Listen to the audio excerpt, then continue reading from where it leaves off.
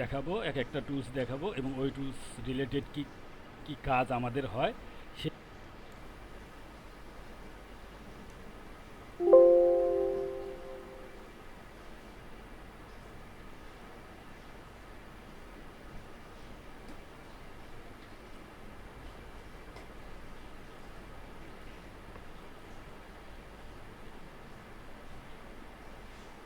ওকে, আমার স্ক্রিনটা দেখা যাচ্ছে, ফটোশপের স্ক্রিনটা একজন একটু বললে হবে। না, এখনো দেখা যাচ্ছে না। ফটোশপের স্ক্রিন দেখতে পাচ্ছেন না কেউ? হ্যাঁ, এখন আসছে। ওকে, ঠিক আছে। তাহলে আমরা তো কিভাবে একটা নতুন পেজ ওপেন করে ওটা আমরা দেখছিলাম। তো আমরা ঠিক ওভাবে একটা নতুন পেজ ওপেন করব আজকে। সেখানে আমরা আজকে থেকে শুরু হবে আমাদের গতকালকে তো গত ক্লাসে আমরা দেখাইছিলাম অনেক নিয়ম কানুন।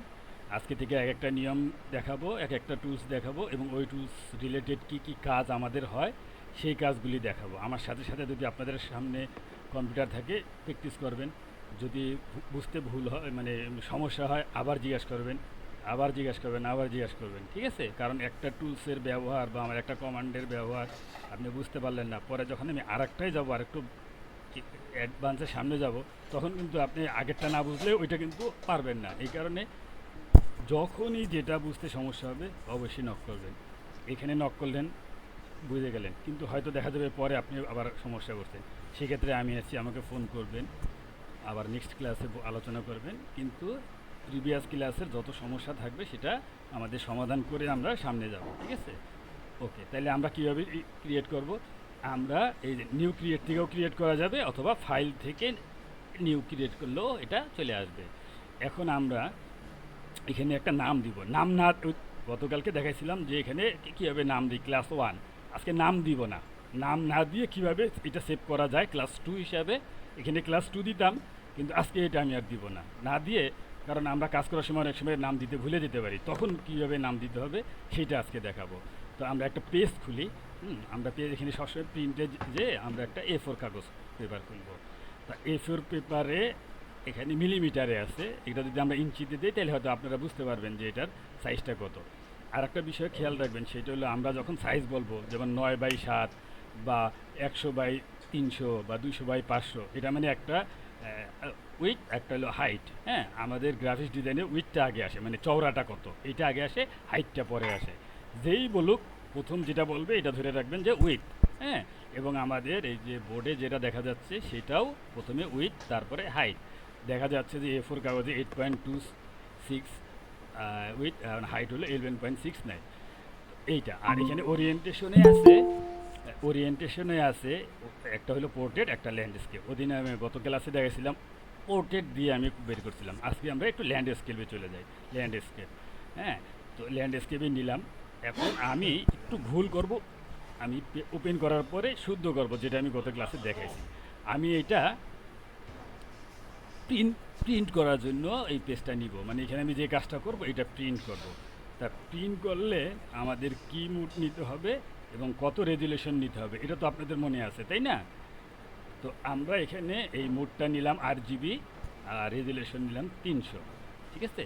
রেজুলেশনটা তো আমরা জানি প্রিন্টে 300, আর 8 GB না CMYK সেটা আমরা পরে আমি বলবো যে ভুল, এখানে আমি ভুল করে ভিতরে ঢুকলাম, আমি পেজটায় ঢুকে গেলাম। আসবে, এই পেজটা আসছে। হ্যাঁ, তো এখন আমি ভুল করছি। ভুল কী করছি? প্রিন্ট করতে হলে আমাদের 8 GB না CMYK মোড নিতে হবে।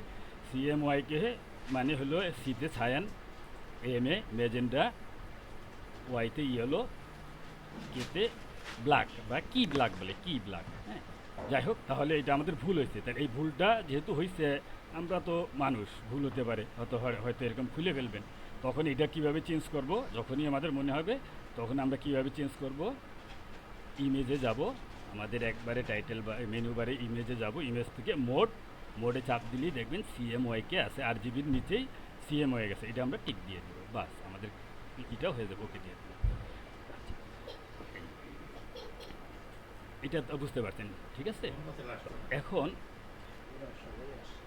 আমরা কালার কিভাবে অ্যাপ্লাই করব আমাদের এখানে দুইটা কালার দেখা যাচ্ছে বাম দিকে দেখেন টুলবারে দুইটা কালার দেখা যাচ্ছে একটা সবুজ একটা কালো একটা সবুজ একটা কালো আসলে ডিফল্ট থাকে সাদা আর কালো এই যে নিচের এইটা সাদা কালো হলো ডিফল্ট হ্যাঁ উপরে যে কালারটা আছে এটা হলো ফরগ্রাউন্ড কালার আর নিচে যেটা আছে ব্যাকগ্রাউন্ড কালার এই যে একটা তীর চিহ্ন আছে এটা যদি ক্লিক করি তাহলে এটা ঘুরে যাবে মানে ফোরগ্রাউন্ডটা সাদা হয়ে যাবে ব্যাকগ্রাউন্ডটা কালো হয়ে যাবে এভাবে হবে তাহলে আমরা সাদা আর ব্ল্যাক না রেখে আমরা একটু অন্য একটা কালার নেই তাহলে আমাদের বুঝতে সুবিধা আমরা এখানে এই কালারটা নিলাম এই কালার আর ব্যাকগ্রাউন্ডে আমরা এখানে এভাবেও করা যায় ওকে ব্যাকগ্রাউন্ডে লাল নিলাম ওইটা একটু হলুদ নিলাম হালকা হলুদ এখন কি হয়েছে এই জিনিসটা মনে রাখবেন সবসময় এই জিনিসটা আমরা সবসময় কিবোর্ড দিয়েই করব কিবোর্ড দিয়ে করব অর্থাৎ আমরা যদি ফোরগ্রাউন্ড কালার দেই ফোরগ্রাউন্ড মানে উপরের কালারটা যদি অ্যাপ্লাই করি আমাদের এই এটা ক্যানভাস বলে সামনে যে পাতাটা আছে এই পুরো পাতা ল্যান্ডস্কেপ হিসাবে আছে এইটাকে বলা হয় ক্যানভাস ফটোশপে বলা হয় ক্যানভাস আর ইলাস্ট্রেটরে কী বলা হয় ওই তখন বলবো তা এইটা আমরা ফোরগ্রাউন্ড কালার কীভাবে হবে আমরা অল্টার চাপ দিয়ে ডিলিট অথবা ব্যাক স্পেস চাপ দিব তাহলেই আমাদের ফোরগ্রাউন্ড কালার হবে আপনাদের কম্পিউটার পাশাপাশি থাকলে আপনারা সবাই আমার সাথে ডিলিট অল্টার চাপ দিয়ে ডিলিট চাপ দেন অল্টার চাপ দিয়ে দেখেন হয়ে গেছে হলুদ হ্যাঁ অল্টার চাপ দিয়ে ডিলিট অথবা ব্যাক স্পেস চাপ দিলে হয়ে যাবে ফোরগ্রাউন্ড কালার এখন আপনি মনে করতেছেন না আমি ফোন না আমি ব্যাকগ্রাউন্ড কালারটা নিব মানে নিচে লাল কালারটা নিব তো ওইটা কী হবে এইবার হলো কন্ট্রোল ডিলিট এই যে লাল হয়ে গেল তাহলে আমরা দেখলাম যে অল্টার ডিলিট হলো ফোরগ্রাউন্ড কালার আর কন্ট্রোল ডিলিট হলো ব্যাকগ্রাউন্ড কালার ওকে তো এই দুইটা জিনিস দেখলাম এটা আমরা এখন আবার আমরা লাল থাকুক সমস্যা নেই আমরা এখন প্রথমে দেখাবো যে জুম ইন জুম আউট কেমনে করে এবং হ্যান্ড টুল কীভাবে কাজ করে এই দুইটা জিনিস একটু আমি দেখাই নিই তারপরে আমরা ভিতরে ঢুকবো ঠিক আছে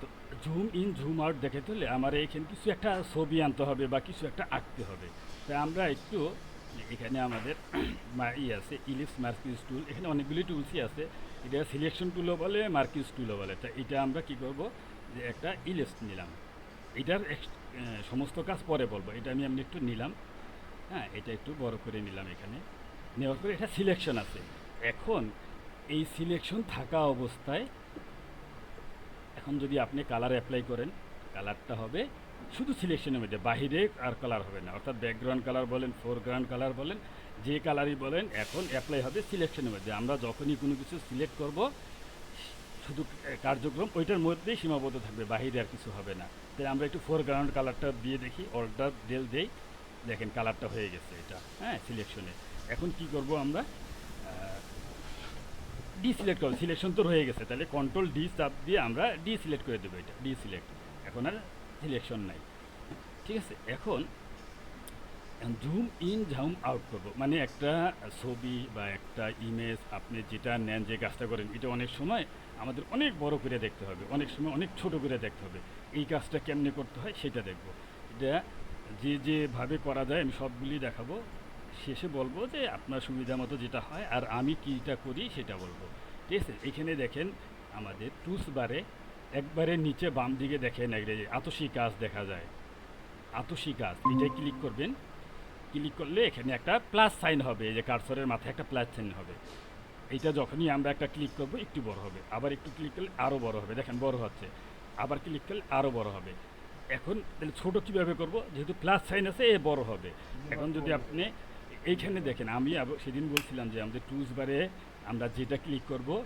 এইখানে সেটা শো করবে উপরে টাইটেল বারে টাইটেল বারে ওইটা শো করবে টাইটেল বারে ওইটা শো করবে আমরা যেটাই ক্লিক করবো ওইটা টাইটেল বারে শো করবে দেখেন এখন শো করে আছে কী শো করা আছে এই যে প্লাস মানে জুম ইন এখন যদি আমরা মাইনাসটা নিই এখান থেকে মাইনাসটা যদি নেই এখন যদি আবার ক্লিক করি এটা ছোটো হতে থাকবে এটা আবার ছোটো হতে থাকবে আরও ছোটো হতে থাকবে আরও ছোটো এখন এটা যদি আমরা মাইনাস থাকা অবস্থায় যদি অল্টার চাপ দেই তাহলে এটা প্লাস হয়ে যাবে আবার প্লাস থাকা অবস্থায় যদি অল্টার চাপ দিই মাইনাস হয়ে যাবে অর্থাৎ আমাদের এই টাইটেল বারে যাওয়ার দরকার পড়বে না হ্যাঁ এই টাইটেল বারে যাওয়ার দরকার না যে এটা প্লাস আছে বড় হচ্ছে আমি অল্টার চাপ দিলাম কিন্তু টাইটেল বারে যাইনি কিন্তু অল্টার চাপ দিলে অটোমেটিক টাইটেল বারটা মাইনাসে চলে যাবে এই যে মাইনাসে চলে গেছে এখন চাপ দিয়ে এটা জুম আউট হচ্ছে তো তা এই ঝুম ইন ঝুম আউট এইভাবে করা যায়।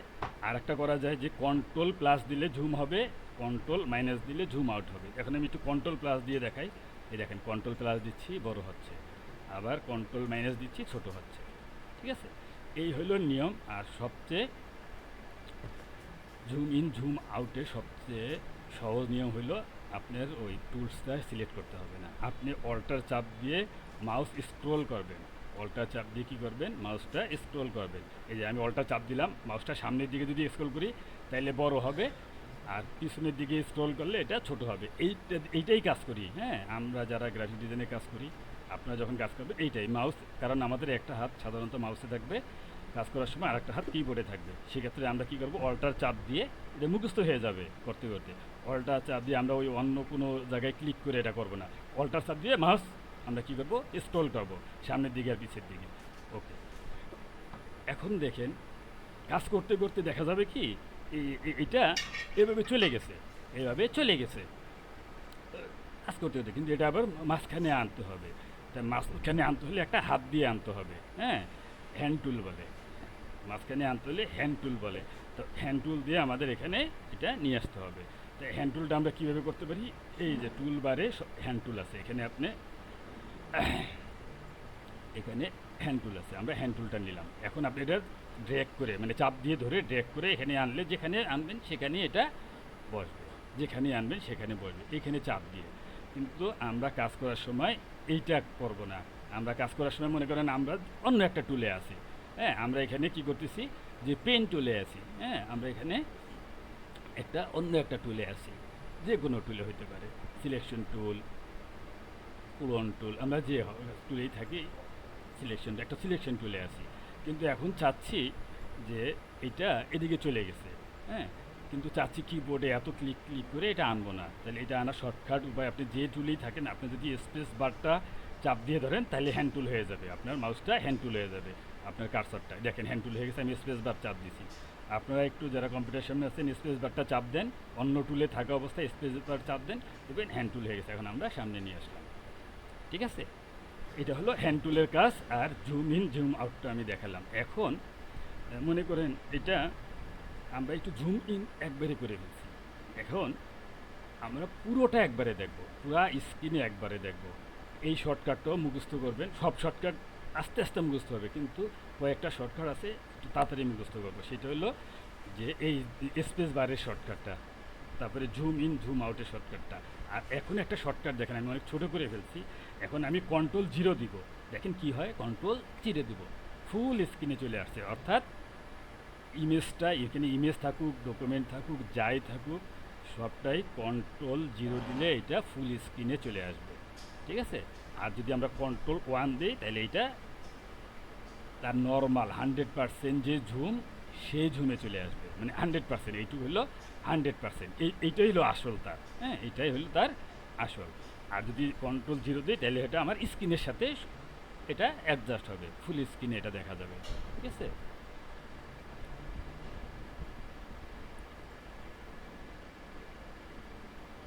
এখন আপনারা বুঝতেছেন তো না? আচ্ছা, আমি একটু এখান থেকে সিটটা ওটা দেখেন তো, আমার গাড়ি ফুল দেখায়নি, এখন যদি এখন ফুল দেখায় খোলাই দিন।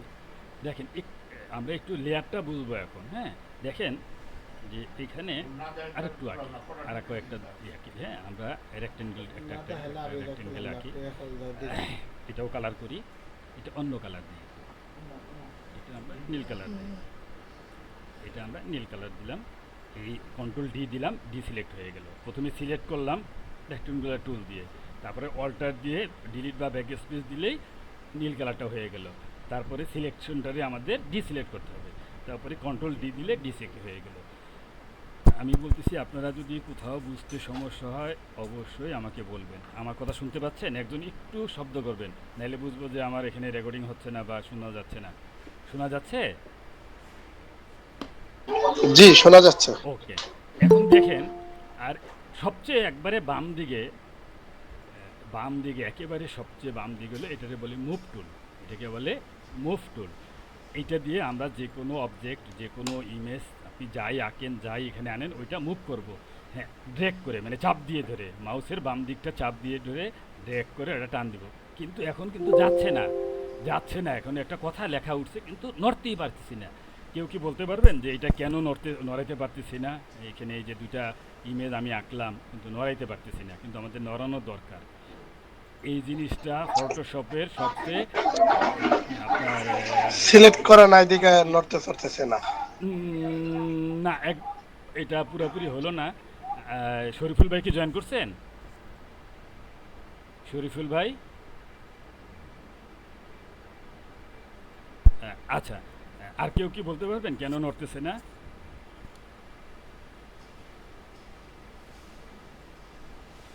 এটা কি সবগুলো একটা লেয়ারে নেওয়ার কারণে? উম, না, সবগুলি এক লেয়ারে নিলে সবগুলি একসাথে নড়বে, কিন্তু এটা নড়তেছে না কেন? আমি নড়াইতে পারতেছি না। এই ফটোশপ আর ইলাস্ট্রেটরের মধ্যে এই এক পার্থক্য, ফটোশপে অনেক ঝামেলা। যে কাজই করবেন একটা দাগ দিলেও একটা লেয়ার নিতে হবে, আবার আরেকটা দাগ দিবেন তার জন্য আরেকটা লেয়ার নিতে হবে। কিন্তু ইলাস্ট্রেটরে এই ঝামেলা নাই, আপনি এক লেয়ারের মধ্যে সব কাজ করতে পারেন, অটো সব হয়ে যাবে। হ্যাঁ, ওটা ইজি। তো যাই হোক, এটা হলো আমি বলে দিচ্ছি সময় নষ্ট না করে।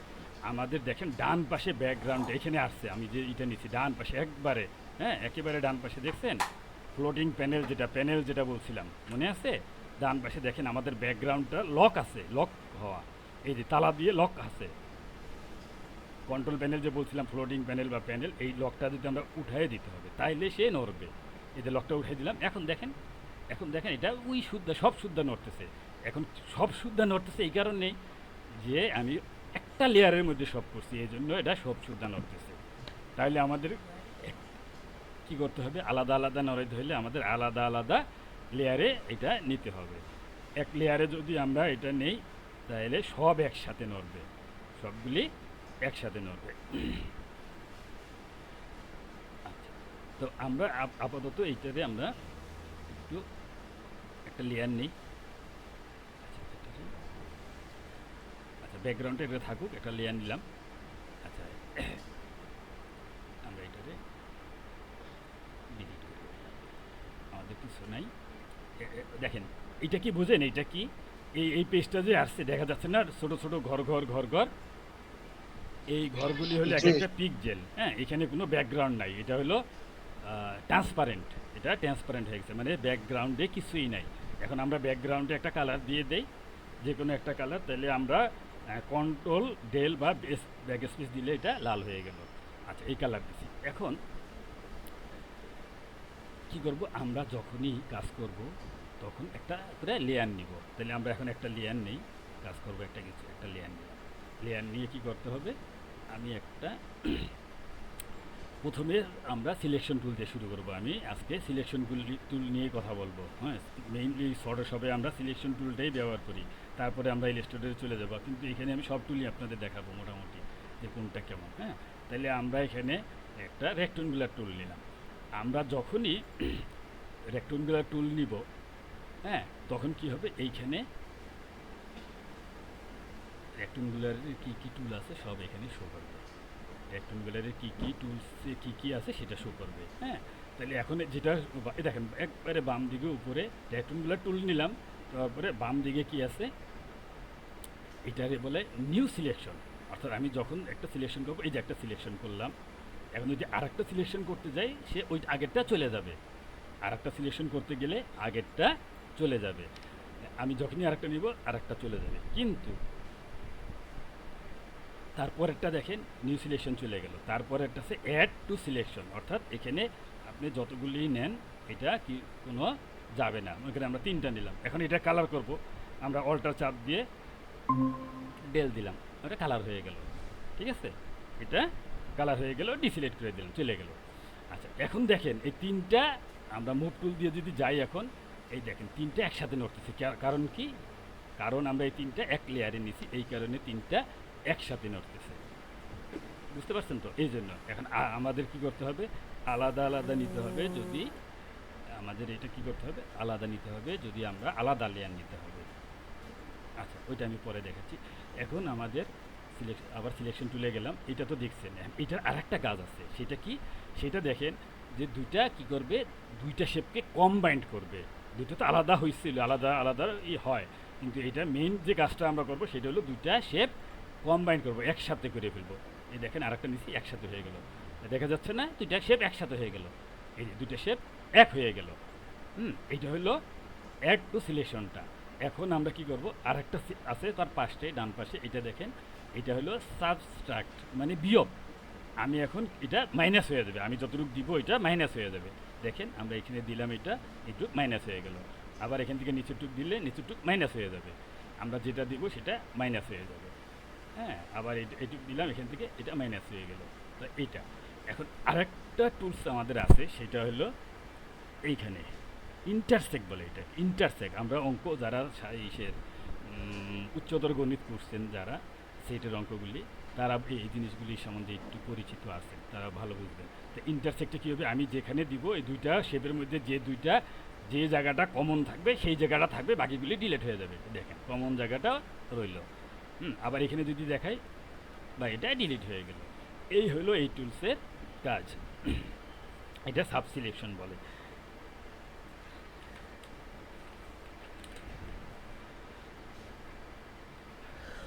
এইটুক তো বুঝতে পারছেন সবাই, কিন্তু এই যে আমি আবারও বলি, আমরা যখন একটু সিলেকশনগুলি দেখাই, যে আমি এখানে একটা আমরা এই সিলেকশনটাই গেলাম, এখানে একটা সিলেকশন আঁকলাম, সিলেকশন আঁকার পরে আমরা এটাতে কালার করে দিলাম নীল কালার, তারপরে এটা ডিসিলেক্ট করে দিলাম। এখন আবার একটা লেয়ার নিতে হবে, তখন আবার এটা, তখন আমরা কি করব, আবার এটা ইলিপস দিলাম, একটা ইলিপস নিলাম। এখন আবার এটা আমরা কালার করব, এটা অন্য কালারে যাই, আমরা হলুদ কালারে যাই, আমরা অর্ডার ডেল দিলে এটা হলুদ কালার হয়ে যাবে, ডিসিলেক্ট হবে। এখন অন্য কালার, এখন আপনি কি করবেন, মুভ টুলে যান, মুভ টুলে যেয়ে আপনি এই দেখেন লেয়ার 3 সিলেক্ট আছে, লেয়ার 3 সিলেক্ট থাকলে আপনি যেটাই নাড়ান লেয়ার 3-এরটা নড়বে, আপনি যদি এইটাও টানেন নড়বে 3-এরটা, ঠিক আছে। আর লেয়ার 2 যেটা নীল আছে, এখন আপনি যদি হলুদটার সামনে এসেও যদি টানাটানি করেন নড়বে নীলটা, কিন্তু এই জন্য আমাদের কি করতে হবে, অটো সিলেক্টটা একটু এই লাইনে থাকেন, আমার শরীফুল ভাই কেন ফোন করছে একটু ধরি একটু, হ্যাঁ 10টা সেকেন্ড ওয়েট করেন, আমাদের একজন ভাই ফোন দিয়েছে, আমাদের ইসেরই গ্রুপেরই, এই ক্লাসেরই, তো আমি ওনাকে একটু ফোনটা ব্যাক করি, হয়তো ওনার কোনো সমস্যা হয়েছে মেবি, আমাকে 10টা সেকেন্ড সময় দেন।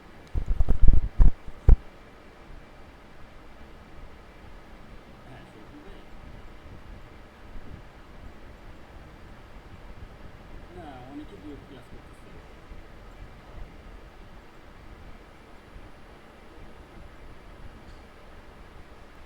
তাই আমি কি তাহলে ক্লাস ই করে, আচ্ছা তাহলে আমি জিনিস টিমটা দিয়ে দিচ্ছি। জি জি জি জি, ঠিক আছে।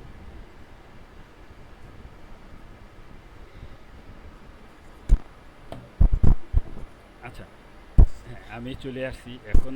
কথা হলো কি, আমাদের অনেক স্টুডেন্ট এই লিঙ্কে মনে হয় ঢুকতে পারতেছে না, তাহলে আমি একটু বের হয়ে যাই আজকের ক্লাস থেকে। 1 মিনিটের মধ্যে আরেকটা লিঙ্ক পাবেন, ওই লিঙ্কে আপনারা ঢুকেন কষ্ট করে, এর জন্য দুঃখ প্রকাশ করছি, কারণ শরীফুল ভাই আর কয়েকজন এখানে লিঙ্কে ঢুকতে পারতেছে না কোনো সমস্যার কারণে। হ্যাঁ, তো আমি এখান থেকে একটু বের হয়ে যেয়ে আমি এখনই আপনাদের লিঙ্ক দিয়ে দিচ্ছি।